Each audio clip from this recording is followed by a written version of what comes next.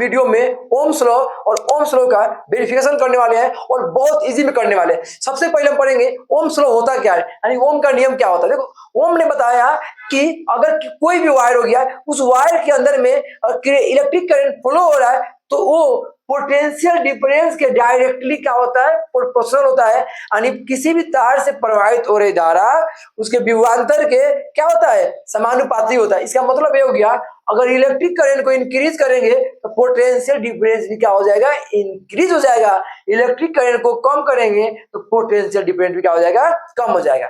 ये होता है ओम्स लॉ का मतलब। देखो जब ये इसको मैं इधर कर देंगे, इसके बाद देखो यहाँ पे ये जब ये डायरेक्टिव प्रोपोर्शनल का साइन हटता है तो क्या होता है, इक्वल होता है, इक्वल आएगा। इक्वल के साथ में कोई ना कोई कांस्टेंट आता है, उसका हम नाम देते हैं आर। तो बी इक्वल में क्या हो गया, आई आर। आर को बोलते हैं हम रेजिस्टेंस, यानी प्रतिरोध बोलते हैं आर को। प्रतिरोध क्या होता है, ये करंट के फ्लो को अपोज करता है। तो किसी भी वायर के अंदर जो करंट प्रवाहित होता है उसको रोकने वाले गुण को हम क्या करते हैं, प्रतिरोध कहते हैं। जिसकी वजह से करंट जब वायर के अंदर में रुकता है वही क्या होता है, रेजिस्टेंस होता है, यानी प्रतिरोध है, जिसको आर से रिप्रेजेंट करते हैं। तो आर इक्वल में आपका फॉर्मूला हो गया बी अपॉन में आई, क्योंकि आई इसके नीचे आ गया। तो पोटेंशियल डिफरेंस और करंट का जब भी आप रेशियो निकालोगे, दोनों का रेशियो हमेशा कैसा निकलेगा, कांस्टेंट निकलेगा। ये मैं नहीं, ओम के नियम से मालूम चला था। तो अभी हम इस ओम के नियम का सत्यापन पढ़ेंगे। देखो वर्किंग में क्या, देखो एक तार का नाम क्या है, ये भी एक तार लिया, उस तार से रियोस्टेट, स्विच, बैटरी को और रेजिस्टेंस को कनेक्ट कर दिया, जोड़ दिया गया। और उसी तार के सीरीज में एमीटर को कनेक्ट कर दिया, जोड़ दिया।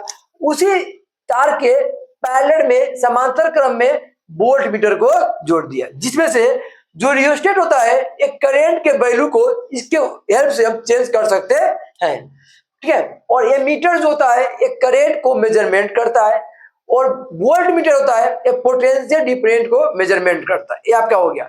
अब हम पढ़ेंगे वर्किंग। वर्किंग में सबसे पहले इस स्विच को मैं क्या किया, ऑन किया, स्विच को ऑन कर दिया। तो स्विच को ऑन करेंगे तो इस वायर के अंदर में इलेक्ट्रिक करंट फ्लो होना शुरू हो जाएगा।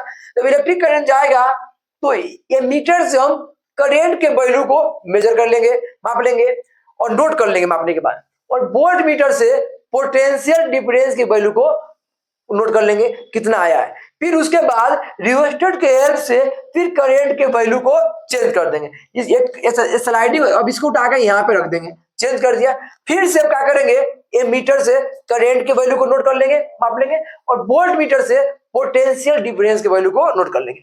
और ऐसे ऐसे मतलब बार बार करके करेंगे। उसके बाद करने के बाद जो बी और आई मतलब जो वैल्यू निकलेगा हमारा करंट का और वोल्टेज का जो वैल्यू निकलेगा बी और आई का, उसके वैल्यू को रखकर एक ग्राफ ड्रॉ करेंगे।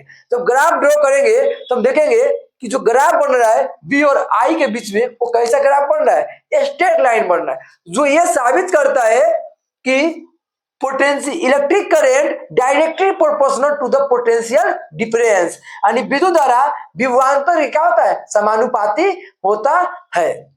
ये आपका ओम का नियम का सत्यापन है।